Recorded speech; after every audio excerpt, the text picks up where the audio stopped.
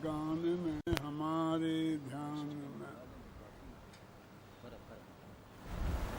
पूज्य गुरुदेव के प्रताप से हम सब मुमुक्षु भाइयों में एक तीव्र जिज्ञासा उत्पन्न हो गई है। प्रत्येक भाई ये चाहता है कि देह छूटने के पहले देह से भिन्न भगवान आत्मा के दर्शन मुझे एक बार हो जाएं। ये उसका परम लक्ष्य है, उत्कृष्ट भावना है। और जो गुरुदेव की श्रद्धा नहीं रखते हैं वो लोग भी आजकल ध्यान के रास्ते पर आगे बढ़ रहे हैं और वो भी कुछ ना कुछ तो उपलब्ध करना ही चाहते हैं, चाहे वो ब्लड प्रेशर ठीक करना चाहते हो चाहे डायबिटीज। लेकिन मतलब बहुत लोग इस रास्ते पर आगे बढ़ रहे हैं।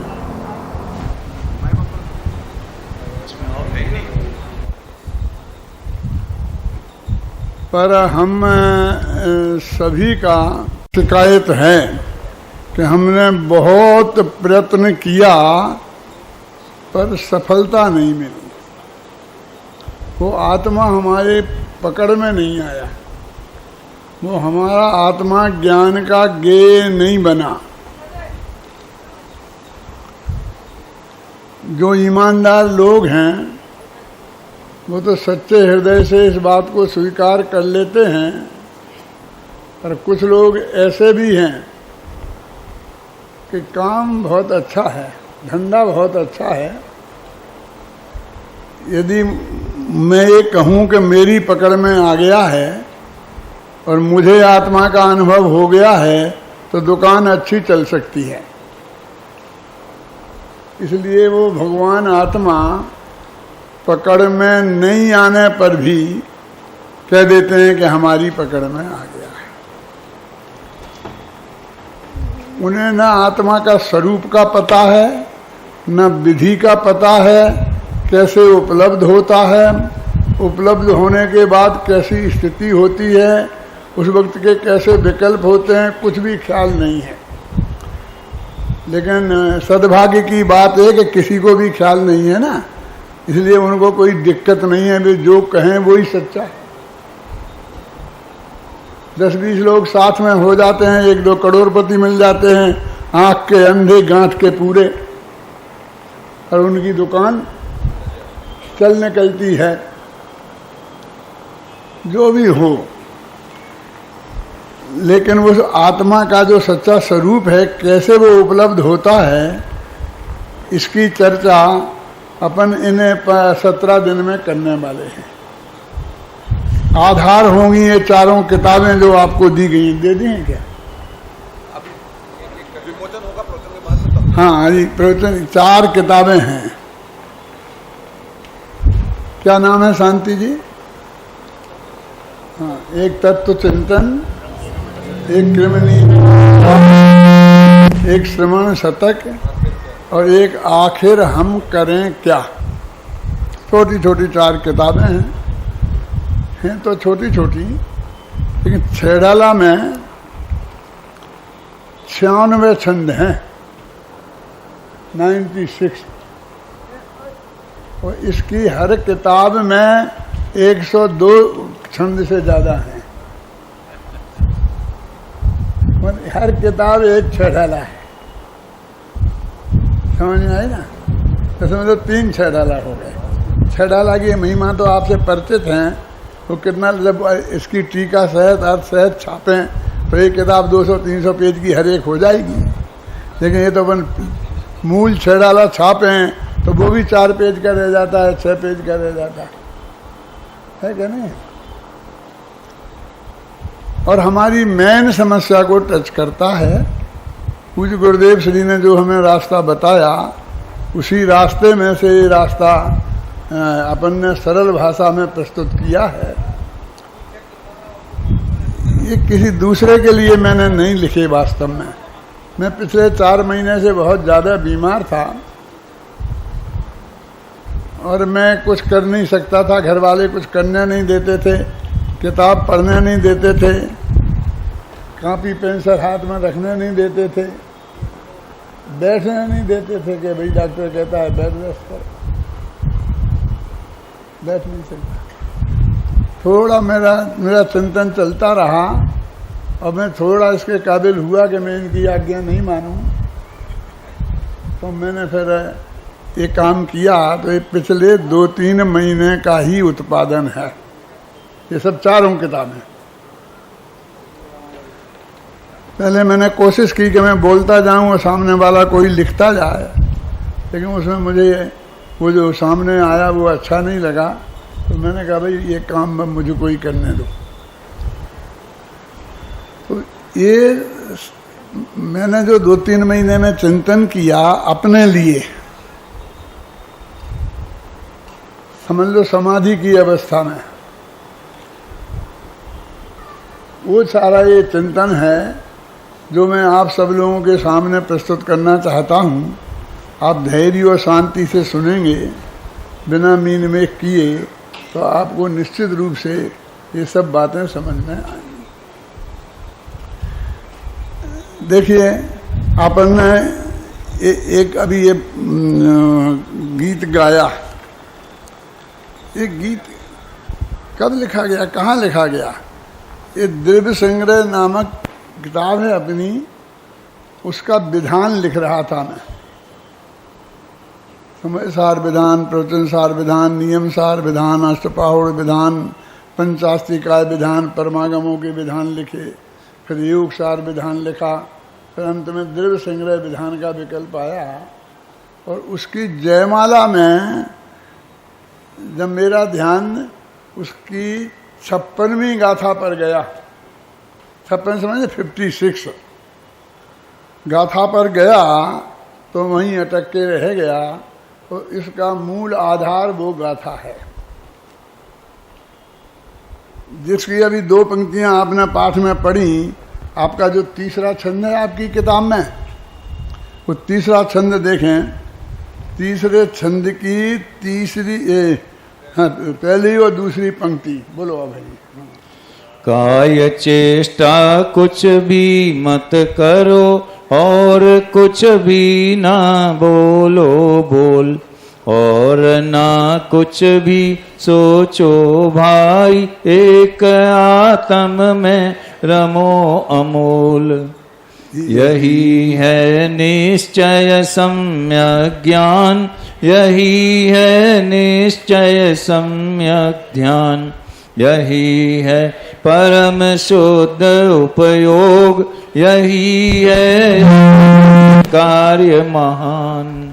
इसमें ध्यान का स्वरूप बताया है, और उसमें पहली शर्त डाली कि कुछ करो मत,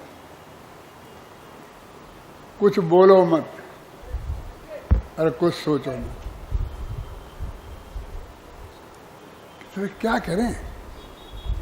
कुछ करो मत, तो आपका सारा क्रियाकांड साफ हो गया। फिर आप पद्मासन लगाकर बैठे हैं, खड्गासन लगा के बैठे हैं, रीढ़ की हड्डी सीधी रखें, नाक की नोक को देखें, ये सब गया। क्योंकि ये देह की क्रिया है, इसमें कुछ करो नहीं। ध्यान की लक्षण की पहली शर्त है, मूल प्राकृत भाषा में लिखा है माँ चिट्ठई, चेष्टा मत करो, उन्हें शारीरिक चेष्टा मत करो। माँ जंपई माने कुछ बोलो मत, और माँ चिंतई कुछ सोचो मत। अब वो कहते हैं क्या रह गया फिर?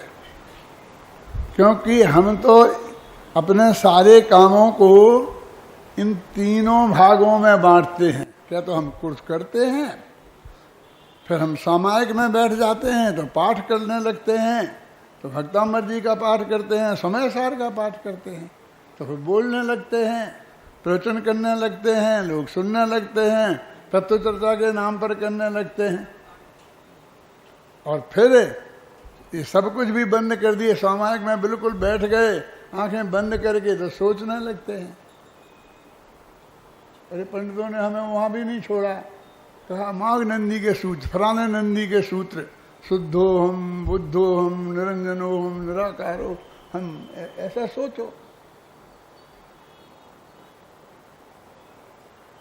तो आप क्या कह रहे हैं? मैं ये कह रहा हूं कि नेमिचंद सिद्धांति देव ये कह रहे हैं, मैं ये कह रहा हूं कि कुछ करो मत, कुछ बोलो मत और कुछ सोचो मत।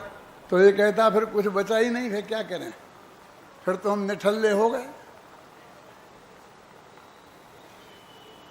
कहते भाई साहब क्या बात करते हो, अभी तो सब कुछ बचा है।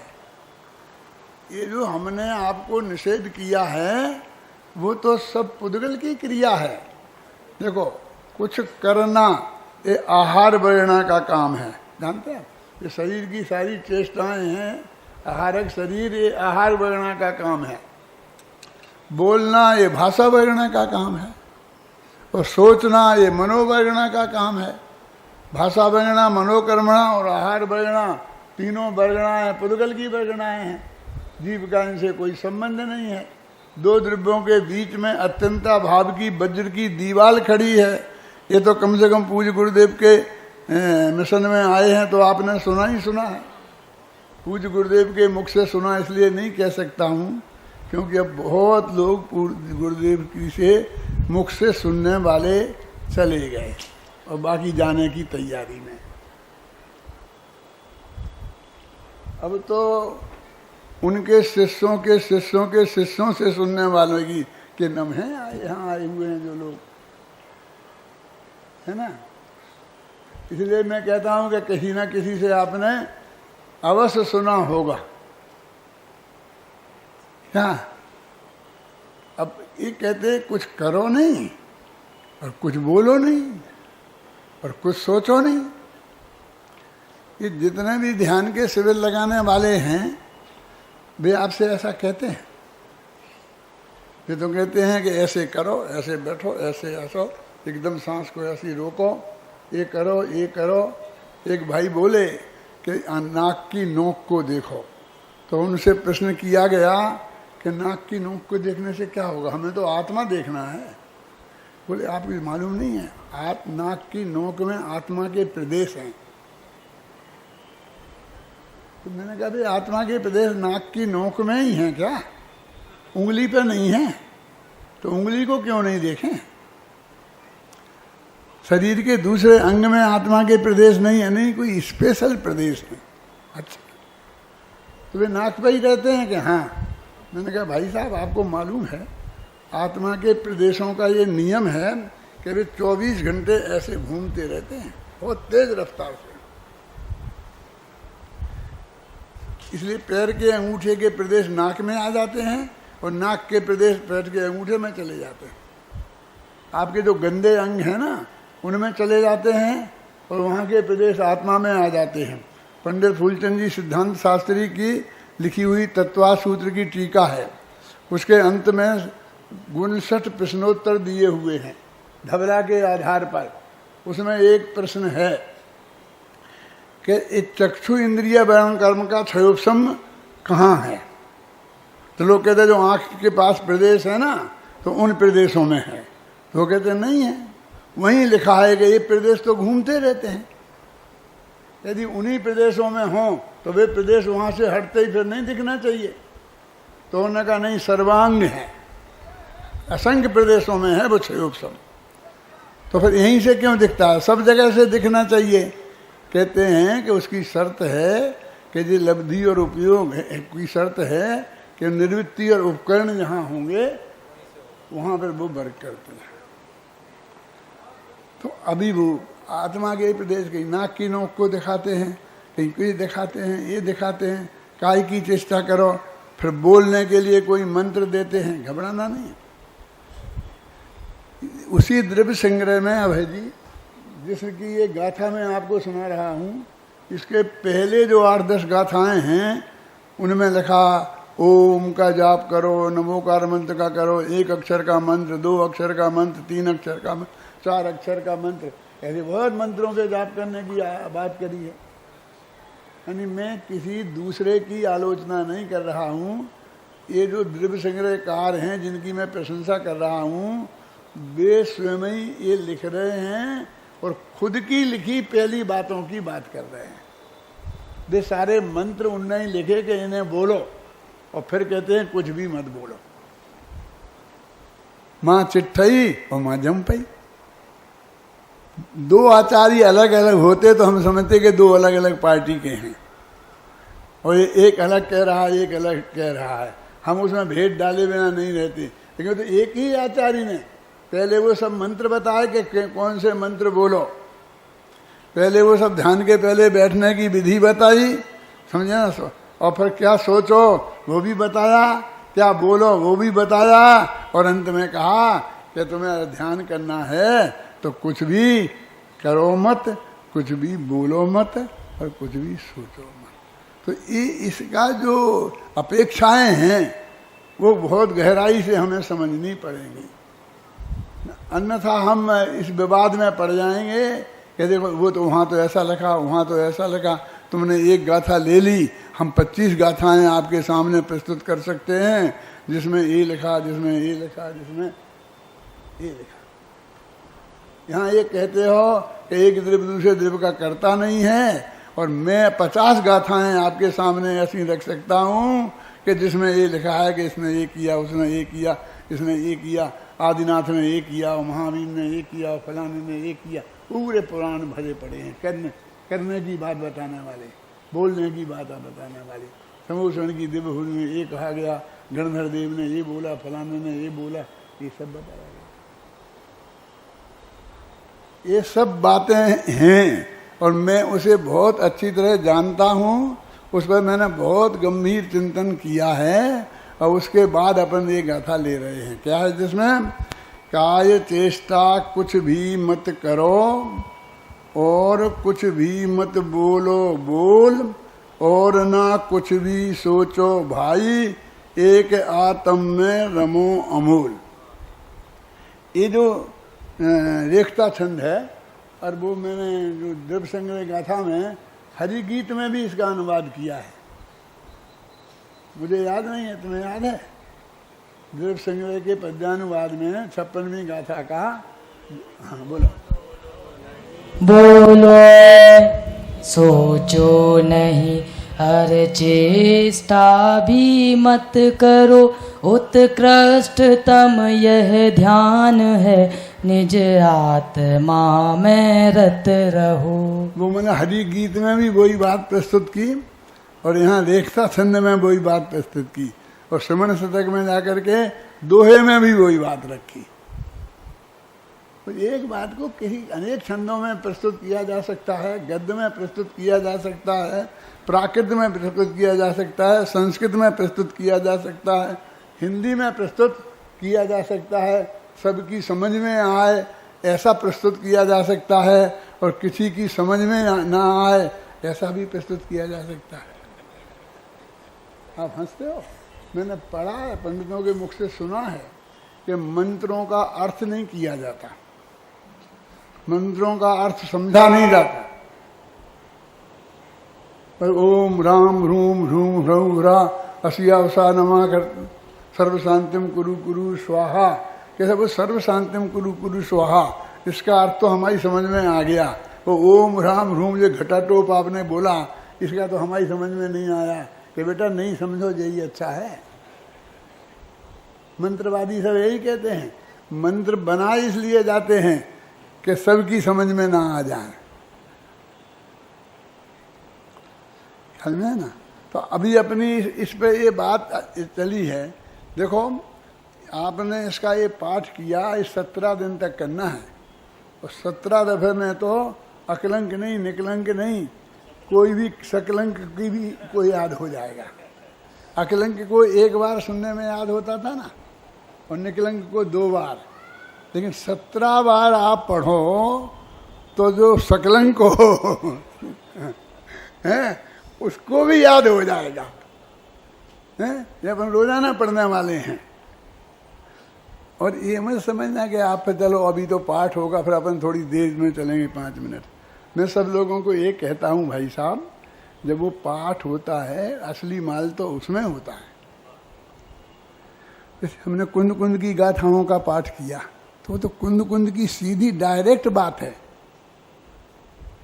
ऐसा हमारे पास क्या है कि उसको छोड़कर हम बोलें और उतनी बढ़िया बात बोल सकें। माने वो सबसे बढ़िया बात होती है जिस पर हम 17 दिन व्याख्यान करेंगे, वो छोटी मोटी बात होगी। इसको हमें अभी समझना पड़ेगा कि साहब आपने तो कह रही कुछ मत करो, कुछ मत करो, चेष्टा मत करो, बोलो मत। उसमें लिखा है माँ चिट्ठई, माँ जम्पई, माँ चिंतई, फिर होई थिरो। स्थिर हो जाओ कि कहाँ अपह अपम में रहो, कि आत्मा आत्मा में रम जाए। तो क्या तुम होई,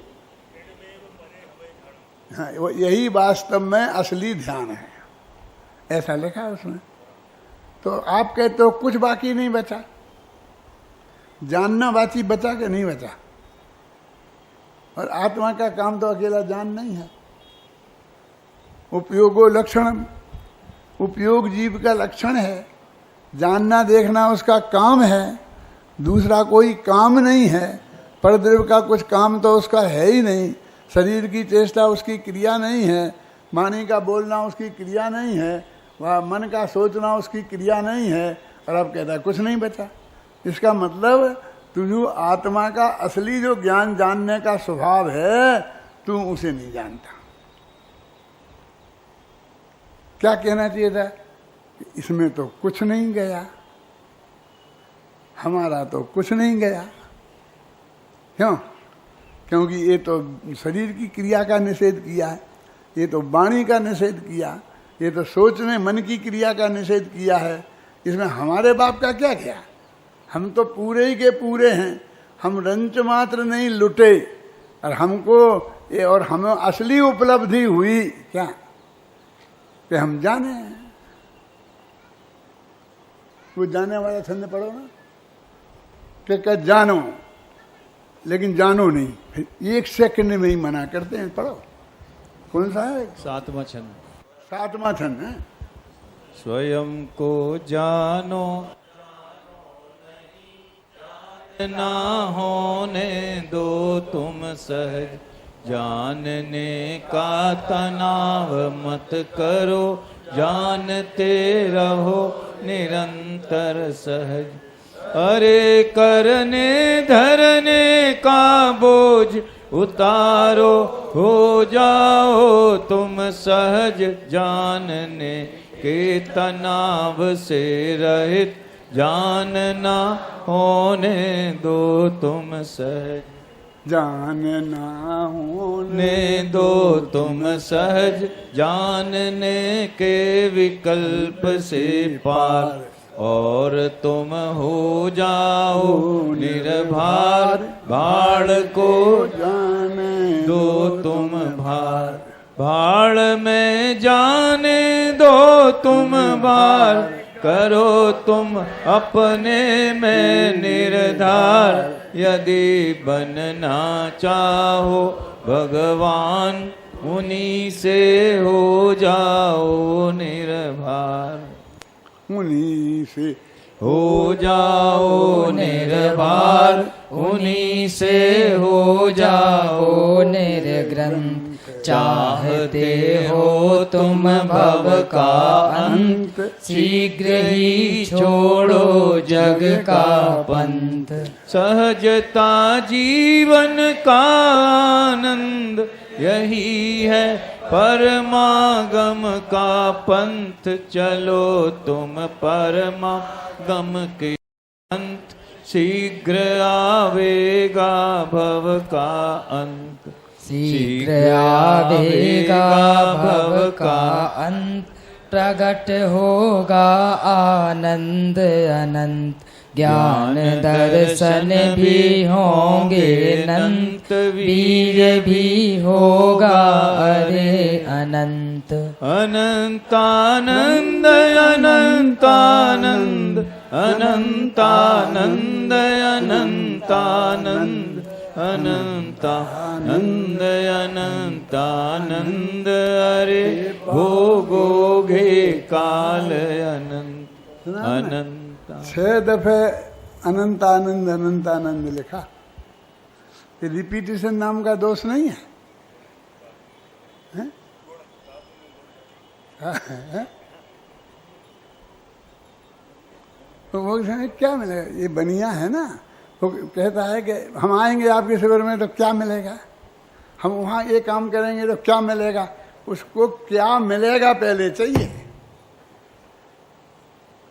यदि बनिया कहीं झुका है तो बिना मतलब के नहीं झुकता, उसे कुछ ना कुछ मिलना चाहिए, है ना। तो क्या मिलेगा, कितनी दफे पूछना है? 6 दफे तो हमने जवाब दिया है। अतीन्द्रियानंद, अतीन्द्रियानंद, अनंतानंद, अनंतानंद, अनंतानंद। ये काव्य का सबसे बड़ा गुण माना जाता है। इन पंक्तियों पे सीधी एक पीएचडी हो सकती है, जिसे तुम दोष बताते हो। क्या भोगोगे काल अनंत, अनंतानंद, अनंतानंद, अनंतानंद, अनंतानंद, अनंतानंद, अनंतानंद। अरे भोगोगे काल अनंत, अनंत का काल तक आनंद, अतीन्द्रिय आनंद का भोग करना है। तो उसका ये रास्ता है, क्या करो कि कुछ करो मत, कुछ बोलो मत, कुछ सोचो मत। ठीक है, आपने कह दी हम कुछ नहीं करेंगे, अब तुम बताओ हम क्या करें। उसके लिए फिर मैंने एक किताब लिखी कि हम कह रहे हैं कि कुछ मत करो, कुछ मत करो, कुछ मत करो। एक द्रव्य दूसरे द्रव्य में कुछ कर नहीं सकता, तो वहां तो कुछ करने का सवाल नहीं रह गया। दोनों के बीच में अत्यंता भाव की वज्र की दीवार है, तो परद्रव्य में तो कुछ करने की बात नहीं रह गई। अब अपने अंदर की बात है। तो आचार्य कहते हैं यह परिणमति स कर्ता, जो परिणमित होता है वो कर्ता होता है। इसलिए भाई तुम्हारा जो परिणमन है उसके कर्ता तुम ही हो। तो थोड़ी सांस के अब कुछ तो हुआ, कुछ तो बचा मेरे हकाम में। मैं तो ऐसा ही लग रहा था। एक भाई कह बोले कि आपकी सब कर्मबद्ध पर्याय हमें स्वीकार है, सब बात है, पक्की है, बस थोड़ी एक बात है कि वो तुम्हारा वो सब होता है ना कर्मबद्ध से अनुसार, पर उसमें थोड़ा हिस्सा मेरा रखो, मेरा भी उसमें कुछ नाम रखो कि मैं उसमें ये करूं। जो काम आप मुझे सौंप दोगे वो मैं करूंगा, मुझे थोड़ा तो करता बताओ। तुम बिल्कुल ही साफ कर दो ये नहीं करेंगे। तो वो कहता है कि ठीक है, हम ये नहीं करेंगे, ये नहीं करेंगे, ये नहीं करेंगे, अब तुम बताओ क्या करें। इसको हमने बताया है कि कुछ नहीं करो, लेकिन इसको कुछ नहीं करने के लिए भी करने की भाषा में समझना है। इसे कुछ नहीं करने के लिए भी कुछ करना है। कैसे क्या करें बोलो? बस आप इतना बोल दोगे ओम ओम ओम ओम ओम जपो तो ये संतोष ऐसे, और हमें कहेंगे कुछ नहीं करो तो ऐसे संतोष है। तो क्या जानो ना, जानने की क्रिया के कर्ता तुम ही हो। कौन से नियम के अनुसार? यह परिणमति सा कर्ता, ये व्याकरण का नियम है, लेकिन अमृत चंद्राचार्य के कलश में ये पंक्ति आई है। यह परिणमति सा कर्ता या परिणामम भवेत् तत्कर्मे, यह परिणति क्रिया सा।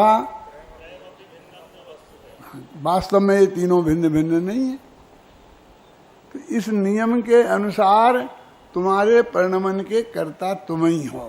तो थोड़ी इसको संतोष होता है कि चलो सारी दुनिया के कर्ता मिट गए, लुट गए, जबकि इसकी सारी दुनिया के कर्तृत्व का बोझ उतारा है। क्या ये बोझा था इसके माथे पे, और वो काम अपने हाथ में हो डॉक्टर साहब, और फिर उसे कोई हमें करने को कहे तो कोई बात, लेकिन जो हम कर ही नहीं सकते आज तक हम वो करते जा रहे हैं। और ये मान रहे हमने किया और फिर कहते फल नहीं मिल रहा, फल नहीं मिल रहा। यानी जिसके तुम कर्ता, परद्रव्य के कर्ता हो ही नहीं ना, वाणी के कर्ता तुम हो ही नहीं ना। क्या मैंने शास्त्र लिखे, मैंने वाणी बोली, मैंने प्रवचन किया, इन सब के क्रिया के कर्ता बने हो, इन सब का फल तो मुझे मिलेगा ही ना मिलेगा, कभी ना कभी तो मिलेगा। बहुत से लोग पूछते हैं, पंडित जी एक सच्ची बात बताओ कि हम जो भगवान की पूजन करते हैं, इतनी मेहनत करते हैं, कभी कभी तो हम वहाँ पंखा नहीं है मंदिर में तो पसीना से तरबतर हो जाते हैं, तो इसका कुछ फल हमें मिलेगा कि नहीं मिलेगा? क्यों? क्योंकि तुम्हारी बातों से ऐसा लगता है कि नहीं मिलेगा।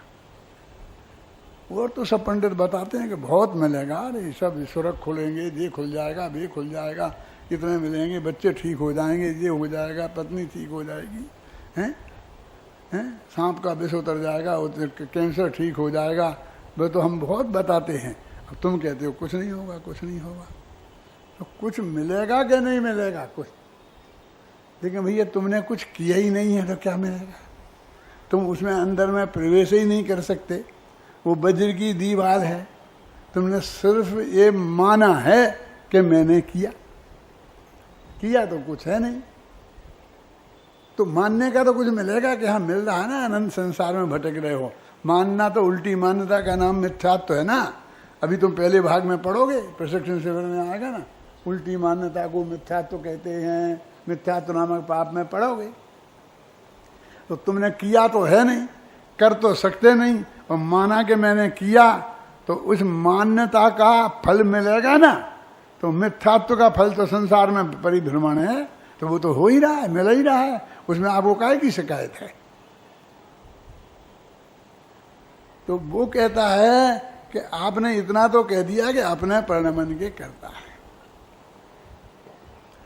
तो कहते घबराओ मत, जल्दी मत करो, तुम अपने परिणमन के कर्ता तो हो ही, जो परिणमन तुम में हो रहा है उसके कर्ता तुम ही हो, लेकिन उसमें तुम फेर फार नहीं कर सकते।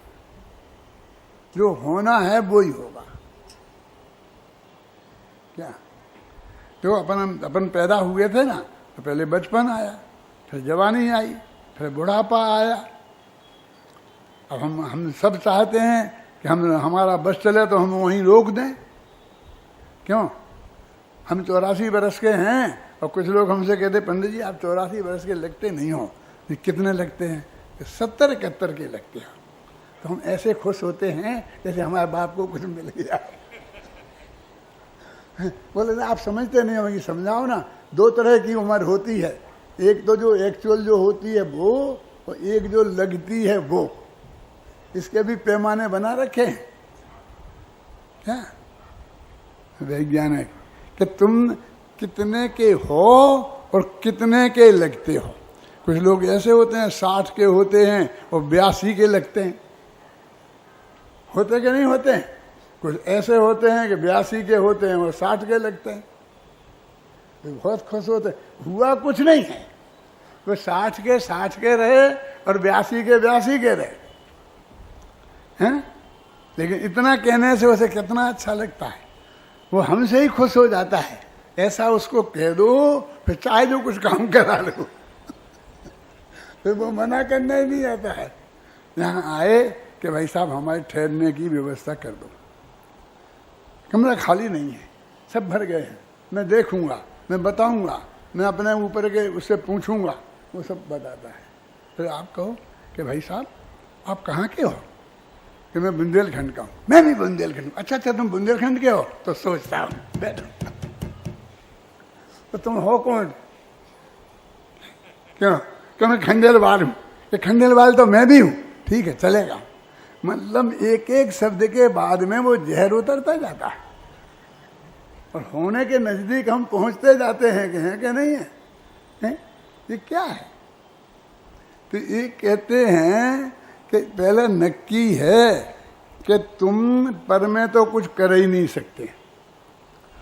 अब क्या है देखिए, कि यहाँ बैठ करके हमने एक कमेटी बनाई, और वो कमेटी ने जितने के लोगों के पत्र आए उन सब के बैठ के नक्की कर दिया कि ये इस जगह, इस धर्मशाला में, इस कमरे नंबर में उसकी ये चाबी है, उसमें ये ठहरेंगे। नक्की हो। आपका अब तो क्रमबद्ध पर्याय की जरूरत तो नहीं है ना। वैसे तो ये बात आज से नहीं, अनादिकाल से नक्की थी कि भगवान ऋषभदेव से पूछते तो वे भी बता देते कि तुम कौन से नंबर के कमरे में ठहरोगे, बता सकते थे कि नहीं। नक्की तो तब से थी, लेकिन अभी तो यहाँ मीटिंग में नक्की किया हुए है और उसको वहाँ बैठा रहा है कि सिर्फ जो आदमी आए तो इसको देख करके इस कमरे में ठहरा देना। उसके हाथ में कुछ है, तो बदला बदली कर सकता है, कुछ पावर दी है प्रदीप जी आपने कि नहीं, उसको तो एक इसमें ठहरा देना। फिर भी वो अपनी कुछ पावर तो बताता है। अभी कमरा खाली नहीं है, कमरा खाली नहीं है नक्की। हम यहाँ से मर के स्वर्ग में जाएंगे तो वहां से भी कह देंगे अभी कमरा खाली नहीं है। क्यों? वो चित्रगुप्त के दरवाजे में कुछ दिन ठहरना पड़ेगा हमें, जब वो सोच समझ के हमारी जगह नक्की करेगा कि पहले से नक्की है, और दूसरे ही समय में हम चाय ले लेंगे। क्यों? बोलो क्या है स्थिति यहाँ? देखो आप क्या है, इसको कर्तृत्व में मैं कर सकता हूं। मैंने तुम्हें कमरा दिया है, मैं चाहता तो नहीं देता, मैं चाहता तो बदला बदली कर देता। यहाँ कहते हैं कि तुम अपने परिणमन के कर्ता तो तुम ही हो, कोई दूसरा नहीं है, लेकिन उसमें बदला बदली तुम नहीं कर सकते हो। अच्छा, तो फिर हम तो किलर के बन के रह गए मात्र। अरे किलर क्या है? किलर तो कुछ कर सकता है। क्यों? चपरासी को चपरासी। मैं अमेरिका जाता हूँ तो इंजीनियर है ना, ये सब जो सॉफ्टवेयर इंजीनियर ऐसा समझते हैं मैं चौड़ा और बाजार सकड़ा। मैं उन्हें बताता हूँ बेटा तुम क्या हो, तुम्हें मालूम है इस कारखाने के सबसे छोटा मजदूर जो होता है वो तुम हो। ये बात तुम्हारे ऊपर है, मैनेजमेंट वाले हैं जो तुम्हें बताते हैं कि तुम क्या करो, तुम तो बस सिर्फ टाइप करते रहते हो। ये टाइपिस्ट होता है ना, जो साहब ने पत्र दिया लिखाया वो टाइप कर दिया। जैसे वो मजदूर है ना, वो मट्टी खोद के यहाँ से वहाँ डालता रहता है, जो बता दी कि यहाँ से खोद इसमें डाल, तो वहाँ से खोद के डालता रहता है। ऐसे ही तुमको बता दिया जाता है और उसमें बैठे बैठे वो करते रहते हैं। मालूम अपने को क्या समझते, अरे हमको कितनी बड़ी सुविधा, वहीं चाहे तो चाय पीने बाहर नहीं जाना पड़ता है, वहीं पर चाय आ जाती है, ऐसी मशीन लगी है, एक बटन दबाओ ऐसा हाथ करके तो चाय आ जाती है, दूसरा बगल का बटन दबाओ तो कॉफ़ी आ जाती है, नाश्ता भी आ जाता है।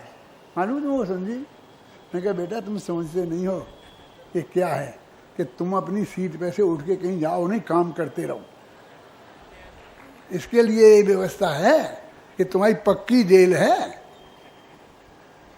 क्योंकि वे लोग चाय के बहाने जाते हैं, आध घंटा थोड़ा उठ फिर के आते हैं, हाथ पैर सीधे करके आते हैं, काफी के पानी के। अरे तुम्हें तो पेशाब लगेगी तो यही करवाई जाएगी।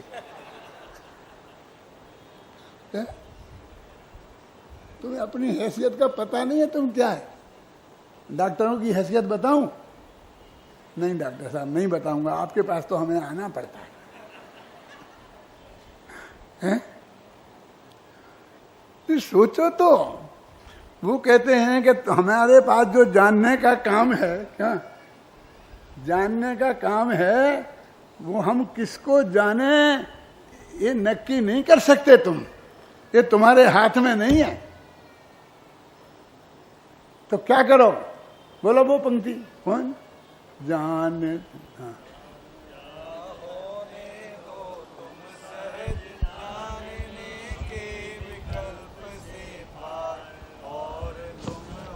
जाओ निर्भार भाड़ में जाने दो तुम। जानना होने दो तुमसे, जानो नहीं। जो जानना हो रहा है उसे तुम सहज होने दो। ये आया है जिसको हमारे बड़े बड़े विद्वानों ने किया कि आत्मा पर को जानता नहीं है। वो तो ये कि तुम्हें जानना नहीं है, माने जानने के बोझा तुम्हें नहीं रखना है। तो तुम्हारे ज्ञान का पर्याय में गे में जो जानना होगा वो ही जानने में आएगा। हमारे पास जो बच्चे पढ़ने में आते हैं, तुम लोग भर्ती हो गए अभी ना, तो 15 दिन के भीतर हम वो किताब तुम्हें पढ़ा देंगे जिसमें लिखा है नार्थालोकौ कारणम क्या परिच्छेद्यत्वात् तमोवत्। तमोवत्, अंधकार के समान। क्या है उसका मालूम? अर्थ और आलोक ज्ञान के कारण नहीं है। अर्थ माने पदार्थ, माने जिस पदार्थ को हम जानते हैं माने वो ज्ञेय, वो तुम्हारे ज्ञान का कारण नहीं है। माने ज्ञेय से ज्ञान की उत्पत्ति नहीं होती है ना। उसमें बौद्ध कहते हैं ज्ञेय से ज्ञान की उत्पत्ति होती है। ज्ञेय को ज्ञान जानता है, हम कहते हैं ना ज्ञेय से ज्ञान की उत्पत्ति होती है, ना ज्ञेय को ज्ञान जानता है। और वो कहते हैं ज्ञान ज्ञेयाकार होता है, हम कहते हैं ना ज्ञान ज्ञेयाकार होता है, वो तो ज्ञानाकार ही रहता है। तो फिर ज्ञान हम तो अपनी पर्याय को जानते हैं, ज्ञेय तो उसमें झलकते हैं। और इतनी सी बात है जो परीक्षा मुक्त सूत्र में बताई है, जो हम 15 दिन के भीतर पढ़ जाते हैं। और तो 16 वर्ष के बच्चे आते हैं जिन्हें 15 दिन के भीतर पढ़ाते हैं। हमने तो 11 वर्ष की उम्र में पढ़ा था, और उसके बाद पढ़ा नहीं है। वो याद है, उसी से काम अभी तक चल रहा है। तमोवत, अंधकार के समान। ये कहते हैं कि जो पदार्थ सामने हो वो ही हमारे जानने में आए, ऐसा है ही नहीं। ये रूमाल हो तो रूमाल जानने में आए, ऐसा है ही नहीं। कि क्या बात करते हो, सामने रूमाल है, कहते रूमाल जानने में नहीं आए। क्यों? केशोंडुक ज्ञानवत। ये केशोंडुक ज्ञान क्या होता है? ये जो हमारे बाल है ना, अब मेरे पहले बहुत थे बड़े बड़े, इतने इतने, यहाँ आ जाते थे और मैं कंगा लेके टेबल पे बैठा रहता था। हेड मास्टर था ना पारोली में, 17 वर्ष की उम्र में, दिन भर ऊँचता रहता। उस वक्त मैंने पढ़ा था केश उंडुक ज्ञानवत। ये केस में उंडुक का ज्ञान माने क्या? वो जो एक अभी बहनों की आती है, इधर वो आ जाती है ना एक लहर ऐसी ऐसी बाल की, है ना, तो वो बहन क्या समझती है, मच्छर आया है तो ऐसा भगाती है उसकी लट, और उसके ज्ञान का ज्ञेय बनता है मच्छर। देखो आचार्य नग्न दिगंबर आचार्य, उन्हें क्या चीज निकाली? केस में उंडुक का ज्ञान, बाल में मच्छर का ज्ञान। जाओ सारे देश में चले जाओ, मुनिराजों के पास चले जाओ, पंडितों के पास चले जाओ, जो मैं ये अर्थ बता रहा हूँ सही है कि नहीं, वो सूत्र है कि नहीं, तत्वा सूत्र जैसा सूत्र। परीक्षा मुक्त सूत्र का अर्थ समझते हो क्या है? कौन सी किताब का नाम है? तत्वा सूत्र का नाम सुना? उसकी टीका सरवार सिद्धि, उसकी टीका राजवार्तिक, उसकी टीका श्लोक वार्तिक। परीक्षा मुक्त सूत्र माने न्याय का सूत्र, उसकी टीका प्रमेय रत्नमाला, और उसकी टीका प्रमेय कमल मार्तंड। ये संस्कृत की बड़ी बड़ी टीका है, 700 पेज की टीका प्रमेय कमल मार्तंड। वो किताब का नाम है परीक्षा मुक्त सूत्र। और अब जानते हो हमारे नाम के साथ वो डिग्री लगती है ना, न्याय तीर्थ। क्या होती है न्याय तीर्थ? मैं ही नहीं जानता था क्या होती है। फिर मैंने एक दफे गवर्नमेंट ने पूछा कि तुम्हारी कौन सी डिग्री है तुम्हारे पास, तो मैंने कहा हम न्याय तीर्थ हैं। कि कौन सी होती है? तो मैंने सर्टिफिकेट खोजा, तो मुश्किल से एक कूड़े में बड़ा मिल गया।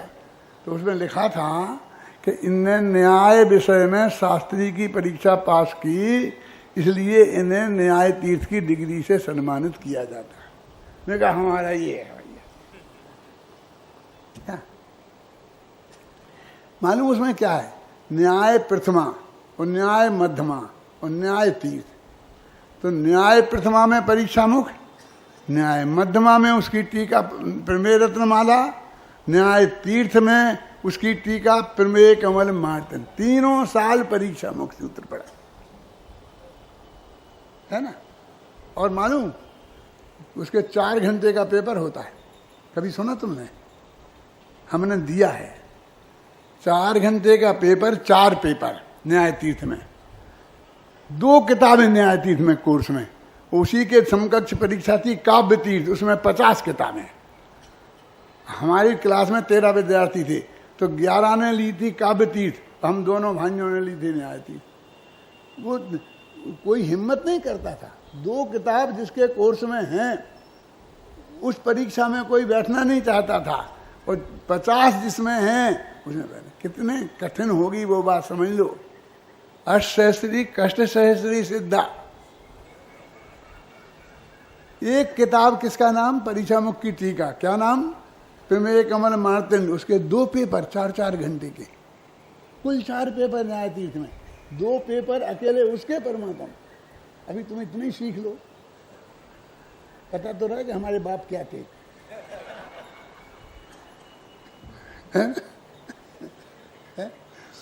मैंने इतना महत्वपूर्ण वो किताब है। वो 12 वर्ष की उम्र में पढ़ी। उसमें लिखा था कि ज्ञान ज्ञेय का कारण नहीं है, ज्ञान ज्ञेयाकार नहीं होता है, और ज्ञान ज्ञेय को नहीं जानता है। लिखा कि नहीं लिखा? अब ये सब बैठे पंडित हमारे 1000 पंडितों से पूछ लो, उस किताब में लिखा कि नहीं लिखा?